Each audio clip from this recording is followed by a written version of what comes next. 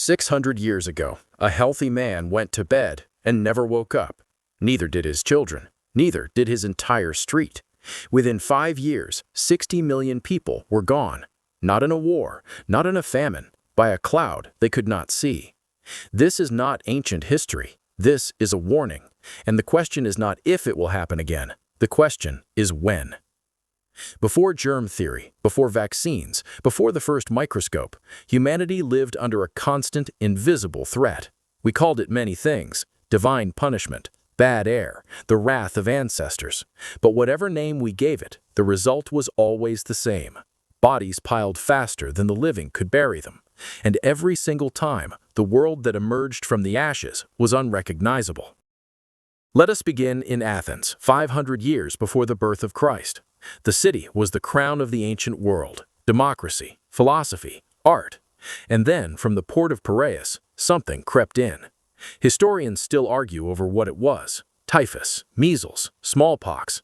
But the symptoms are not a mystery. Sudden fever, red inflammation, then violent diarrhea that left victims so dehydrated they forgot their own names. The great physician Hippocrates watched as healthy men went blind in hours. The great statesman Pericles held his lover's hand, then died 8 days later. By the time the fire died, 1 out of every 3 Athenians was gone. And here is the cliffhanger they never saw coming. The plague did not just kill people, it killed trust. Neighbors abandoned neighbors. The living threw the dead onto funeral pyres without prayers. When it was over, Athens was still standing, but its soul had rotted. And Sparta won the war not with spears, but with bacteria. Fast forward to the year 541.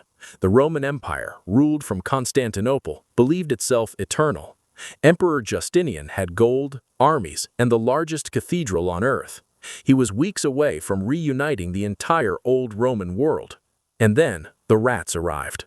What we call the Plague of Justinian began in Egypt, probably in the grain ports. Ships carried wheat, but hidden in the sacks were fleas. And inside those fleas was a bacterium called Yersinia pestis, bubonic plague, the first pandemic we can truly name. At its peak, 10,000 people died every single day in Constantinople. The emperor himself caught the disease and survived only because his doctors kept him in a coma-like state. But survival was not victory. The fields went unplowed, the armies disbanded, the cities emptied. And here's the terrifying part. The plague did not vanish after 1 season. It returned every 8 to 12 years for the next 2 centuries. By the time it finally faded, the Roman population had fallen by nearly half. The great empire never recovered. Islam rose in the vacuum. The Dark Ages settled over Europe. A single bacterium changed the religion, the politics, and the future of an entire continent. But nothing prepared the world for what came next: the Black Death. The name alone still carries a specific kind of horror. It arrived in Sicily in October of 1347 on 12 Genoese ships. The sailors had black swellings in their groins and armpits. They leaked blood and pus. They died within 5 days. The port authorities ordered the ships out to sea, but it was already too late. By the time the first snow fell, the plague had crossed the Alps. By spring, it was in Paris. By summer, London. The mortality rate was not 30%. It was not 50%. In some towns, it was 90%. Entire villages simply ceased to exist. People locked themselves in their homes. Their neighbors nailed the doors shut from the outside. Parents abandoned their own children. Priests refused last rites. The dead were thrown into mass graves called plague pits, sometimes still breathing. When the wave finally crashed in 1351, Europe had lost 200 million people. But here is what the history books do not tell you. The Black Death did not just destroy, it remade. The old feudal system collapsed because there were no peasants left to work the land. Peasants demanded wages, they demanded freedom, they moved to cities. The Renaissance, the Reformation, the birth of science, all of it traces back to those rotting ships in Sicily.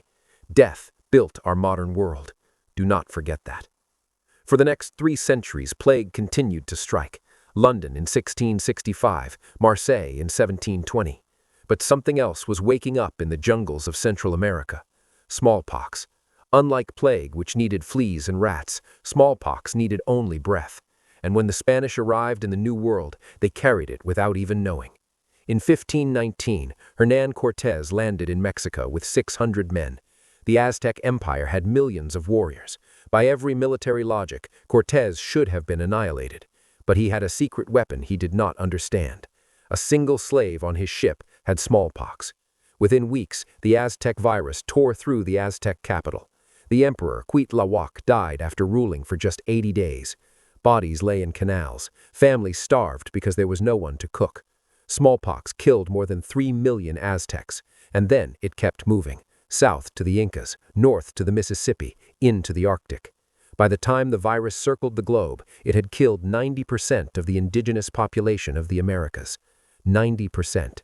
That is not conquest. That is near extinction. And here is the darkest irony. The survivors who watched their children die did not understand germs. They believed their gods had abandoned them, so they converted to the religion of the men who had brought the disease. Smallpox did not just clear land for colonies. It cleared belief systems. It cleared memory. It cleared history. But humanity was learning, slowly. In 1796, a country doctor named Edward Jenner noticed that milkmaids who caught cockpox did not catch smallpox.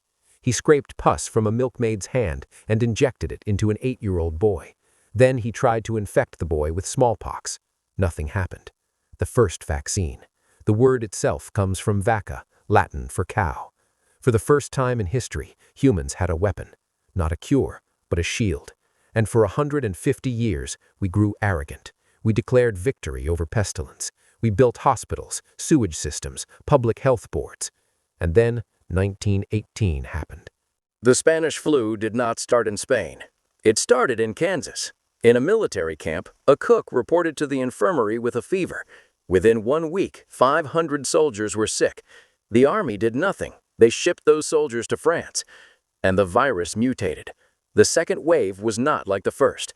It did not kill the old and the weak. It killed the young and the strong. Healthy men in their 20s woke up with blue faces, drowning in their own blood, dead before sunset. In Philadelphia, they ran out of coffins. In South Africa, a train filled with corpses arrived at the station with no one left to drive it. In 1 year, the Spanish flu killed more people than the Great War killed in 4. 50 million, 100 million. We still do not know the exact number because the world stopped counting.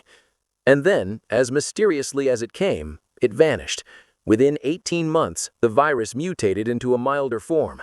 It is still with us today. Your seasonal flu is its great-grandchild. The Spanish flu taught us the cruelest lesson of all. Viruses do not negotiate. They do not have mercy. They only adapt. Since then, we have faced others. Asian flu, Hong Kong flu, swine flu, Ebola, SARS, MERS. Each one a near miss. Each one a warning shot. And then 2020. COVID-19 was not the deadliest pandemic in history, not even close, but it was the most revealing. It showed us that with all our technology, all our science, all our wealth, we were still afraid. We still hoarded toilet paper. We still blamed our neighbors. We still argued over masks. The virus killed 7 million officially, but the real death was invisible. The loneliness, the lost education, the trust that evaporated overnight. So here is the truth. Pandemics do not end. They pause. The next one is already brewing. Maybe in a bat cave in Southeast Asia. Maybe in a pig farm in the Midwest. Maybe in a lab, or a wet market, or a backyard chicken coop. It is coming. The only question is what we do before it arrives. The Black Death destroyed feudalism and birthed the Renaissance. Smallpox toppled empires and reshaped continents. The Spanish flu broke the world's spirit and rebuilt modern medicine. Every plague leaves behind a different world. So when you hear that first cough, that first news alert, that first whisper of a strange fever in a distant city, remember this. You are not just surviving a disease, you are living through history. And what you do next will decide what kind of world rises from the ashes.